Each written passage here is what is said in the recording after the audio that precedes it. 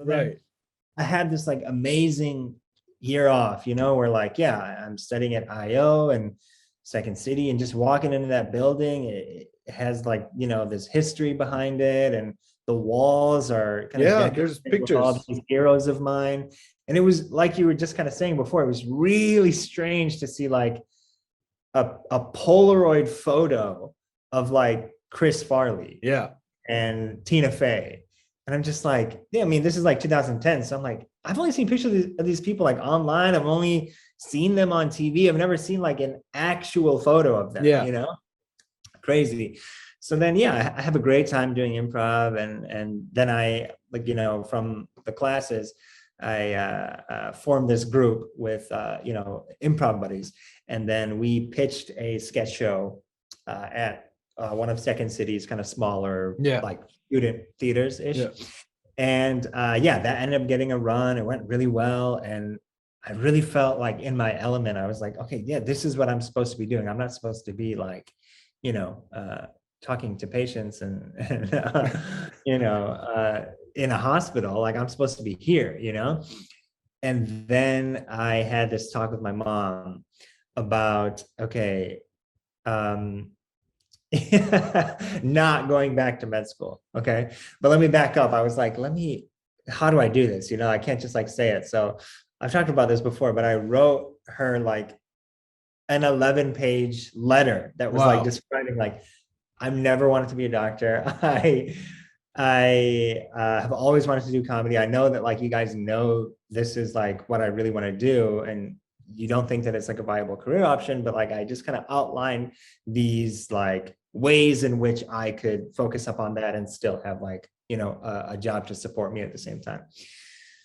So then she read it, and then yeah, she wasn't like mad or anything. We just had like a really long conversation, and she was just like, yeah, I mean, like you have this spot in med school. Like, I don't want you to just fully drop it. I don't want you to just forget about that. You know, um, like you have that bird in the hand. And then I remember just had these like weird ideas about, oh, I could like work at a theater somehow, or I could like teach biology or something like that.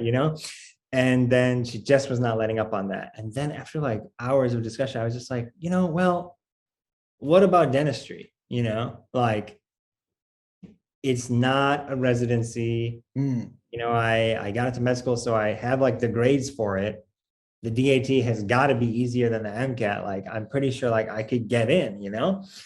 And then she's like, okay, that's not a bad idea. And I was like, great. So like I'll go back to Chicago and like study for the DAT, and then I'll apply like next year, and I'll leave that med school seat. And she's like, no, no, no, no, no.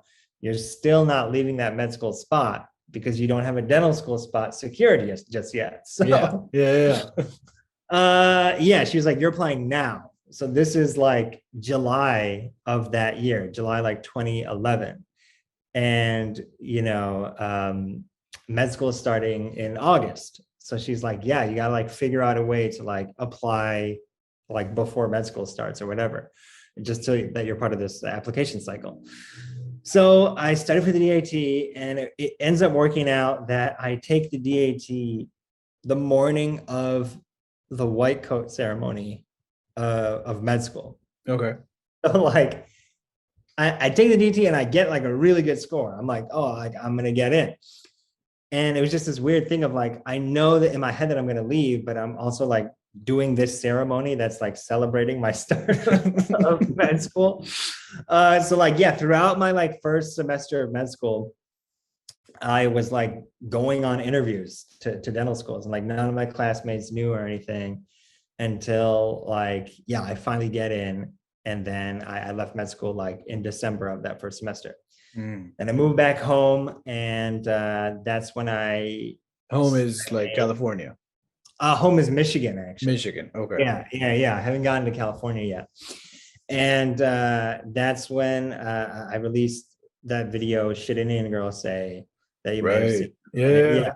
Yeah. So that felt like a good win as soon as I had left med school. I was like, oh, I'm on the right track, like first step forward. And then a couple months later, I get an interview at USC. I ended up getting in, and then I was like, yeah, if I'm going to change my whole life around and, try to work around this whole path of dentistry, I might as well go to Hollywood. This is my thinking. So yeah, so then I moved to LA and started dental school at USC almost 10 years ago now. It's crazy to think about, in 2012. And yeah, I've been here since, and I'm now a full-time dentist, and I'm still doing comedy as well. Yeah. So there you have it. That's amazing. And Yeah. that's the end of the episode.